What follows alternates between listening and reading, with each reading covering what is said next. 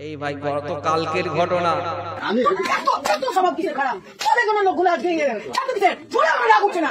এবার Booker video করছিস, ছোড়া তো মায়ের ভিডিও করবা।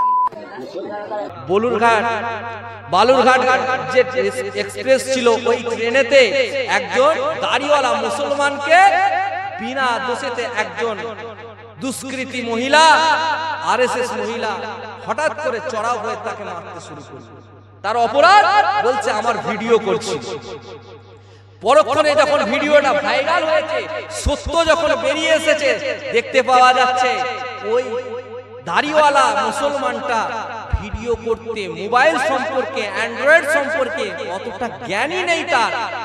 প্রায় 30 মিনিট 42 সেকেন্ড ধরে তার ফোনেতে ভিডিও হয়েছে। বেচারা গ্যারেজে যখন গাড়িটা রেখেছে, তখন চিন্তা ভাবনা করেছে, সবাই বলে ছেলেরা একটু ভিডিও করে রাখি, গ্যারেজে ভিডিও করে যে বন্ধ করতে হয় সেই জ্ঞানটা তার নেই। মোবাইলটা ওই অবস্থায় পকেটে রেখে দিয়েছিল। দেখতে পাওয়া যায় 20-25 মিনিট অন্ধকার। ট্রেনে বসে বসে বেচারা যখন ফোনটা বের করেছে, পায়ের দিকটাই বেশি দেখতে পাওয়া যায়। এমন সময় লোকটা নিয়ে ক্যামেরাটা বন্ধ করতে গিয়ে একবার ফ্রন্ট ক্যামেরাটা অন হয়েছে, পাশেই মেয়েটার ছবি যখন একবার এসেছে, মেয়েটা চড়াও হয়ে একজন বাবার বয়সী লোকটার গায়ে আঘাত করতে লাগলো, চড় মারতে লাগলো, কিল মারতে লাগলো। তার পারিবারিক শিক্ষা, যদি ওই লোকটা অপরাধীও হয়, আগে তো দেখা দরকার ছিল। কি করলে দেখি, মোবাইলটা আগে দেখি, ভিডিওতেই প্রকাশ্যে দেখতে পাওয়া যাচ্ছে ওই বয়স্ক লোকটাকে সঙ্গে সঙ্গে চড় মারতে শুরু করে দিয়েছে।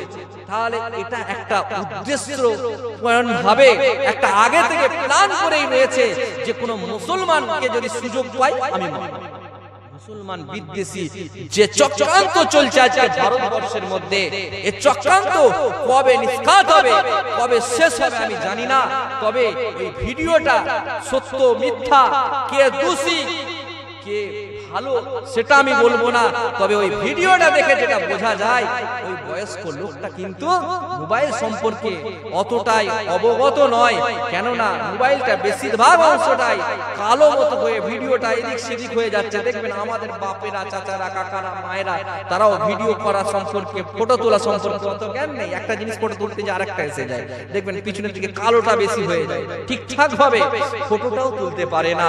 তো ওই লোকটার মোবাইলটা যখন চেক করা হলো, আজকে তিনি কেসও করেছেন থানাতে। ভাই আমার দোস্ত, আমার বলার উদ্দেশ্য হচ্ছে এই জায়গায় আজকে মুসলমান সমাজের দিন দিন দিন দিন জায়গাটা যাচ্ছে কোথায়, যেখানে মুসলমান দেশের জন্য জান দিয়েছে, যেখানে মুসলমান দেশটাকে স্বাধীন করেছে।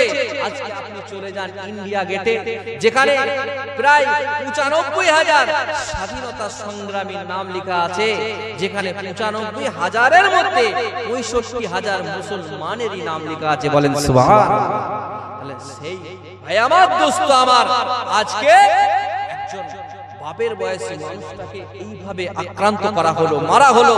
আপনি জানেন বয়স্ক লোকেরা কি জানে? যেখানে আজকে মোবাইলে এআই টেকনোলজি চলছে, আর্টিফিশিয়াল ইন্টেলিজেন্স, উন্নত মানের টেকনোলজি চলছে, অ্যান্ড্রয়েড একেবারে 16 ভার্সন চলছে, যেখানে মোবাইলে আপনার অ্যাপল 16 প্রো চলছে, গুগল মেটা চলছে, ফেসবুক মেটা চলছে। এত উন্নত ভার্সন বয়স্ক মানুষরা নিতে পারে, তারা মোবাইলটা ঠিকঠাক ব্যবহার করতে পারে না। আর যে যুগটা আসছে আস্তে আস্তে আস্তে আস্তে টেকনোলজির যুগ, ছেলেপুলেরা যদি পড়াশোনা না করে, আগামী দিনে কিন্তু জীবনযাপন করা আমাদের পক্ষে খুবই কষ্টকর। আর কিন্তু দুনিয়ায় বন্দুক নিয়ে লড়াই করার সময় নেই, এখন টেকনোলজির যুগ। আপনি এখানে বসে আছেন, আপনাকে ইসরায়েল থেকে ওরা টেকনোলজির মাধ্যমে আপনার মোবাইল বোমা, নেট বোমা ফিট করে দিয়ে আপনাকে ওখান থেকে উড়িয়ে দেবে। তো ওদের সঙ্গে লড়াই করতে গেলে আপনাকে আমাকে সবসময় পড়ালেখার দিকে, শিক্ষার দিকে গুরুত্ব দিতে হবে। কেননা আল্লাহর রাসূল বা আল্লাহ পাক কোরআনে